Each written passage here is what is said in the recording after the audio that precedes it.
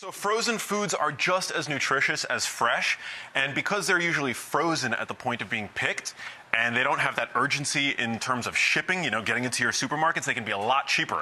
So we have frozen berries, which are incredibly beneficial from a health standpoint. They're a very low sugar fruit. And spinach, these are both organic. They're going to be a lot cheaper when frozen as compared to fresh. Yeah, I'm going to buy a couple for myself. I'll give you the $5 later. Let's grab some berries. The berries, these are full of antioxidants, right? Yes, Are brain these good berries. Brain food? Yeah, brain berries. Yeah, people who consume more berries tend to have more youthful brains, which is a beautiful thing. Oh, well, I turned 50. I need an extra sack of that. Let's do that. Please, please, please, when you're buying seafood, fresh or canned, make sure that you're buying sustainable seafood. Our earth is important to all of us. Yeah. We eat out of our oceans and our forests and our land, but you have to just look for line caught, pole caught, or sustainable. Yeah. That's all. Not preaching, just saying. It's easy to do. They sell it down to the Target and the Walmart and your grocery store. Just make sure you're buying line caught. That's it. That is a brilliant tip. And fish in general, is very good for, the entirety of our bodies, but especially our brains. When we talk about wild salmon, sardines, they're incredible sources of minerals like selenium, vitamin B12 when we look to sardines, omega-3 fats, which are incredibly important for the brain. When you buy canned, it's more likely that the fish is going to be wild. And so I love to put, wild salmon in the basket. Salmon cakes are delicious. Just like crab cakes, you just add a little breadcrumbs, some cooked out shallots, garlic, a little celery, minced up, cool it down, maybe a little garlic, mix it together with a little bit of egg and some breadcrumb, and they make beautiful little pancakes, like little salmon cakes. Yeah, they're super delicious. And sardines, oh my God, when I was a little girl, sardine sandwich was my absolute favorite. So good. There's a bit of a, learning curve to getting used to sardines for some people that are not born in the Mediterranean. Well, you're wrong, and they're good. They're so good. They're so good. Especially with onions and olive oil on garlic bread, so. Yeah, they're so good.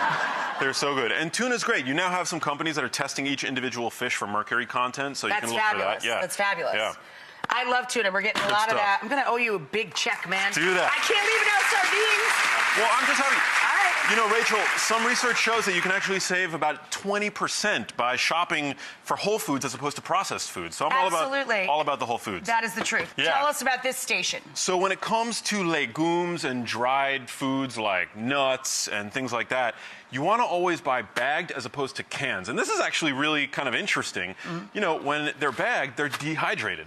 When you buy beans and legumes in a can, they're hydrated, so it's heavier, and you're paying more. So always reach for the bagged versions, and better yet, bag them yourself in the dry bin. Yeah. So this money-saving tip is all about being selective with your ingredients and really focusing on a few spices that you can use in a million different permutations to make really delicious foods. So we've got extra virgin olive oil, we've got cinnamon, we've got sage, we've got mustard seed powder.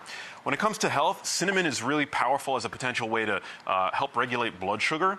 And I did not know that about cinnamon. Yeah, wow. Cinnamon's great. It can reduce post-meal blood sugar. Wow. Extra virgin olive oil is anti-inflammatory, which is great. You're hearing a lot about inflammation and, its association with chronic disease now. And it's also good for your immunity. I've heard from doctors, although they can't really nail down why, but it's kind of an enigma. It's just very healthy. And, inflammation is a natural response of the immune system. That's right. But today, our immune systems are chronically activated because of our sedentary lifestyles and, junk food diets and things like that. Mustard seed powder in particular is something that if you guys follow me on Instagram, you'll know that I'm kind of obsessed with. Mustard is actually a cruciferous vegetable.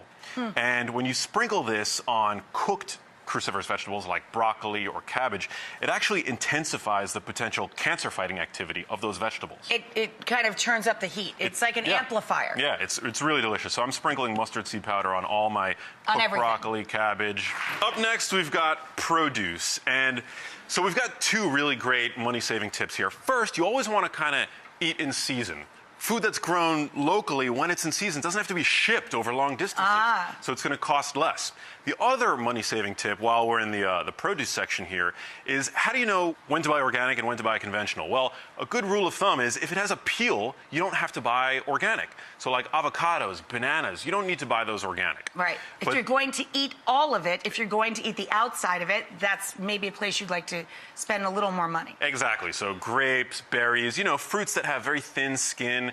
These are the items that tomatoes, yeah. You really want to buy these organic. And actually, they've been highlighted on the Environmental Working Group's list of dirty dozen foods. Wow. Which suggests that they actually have, they contain pesticide residues.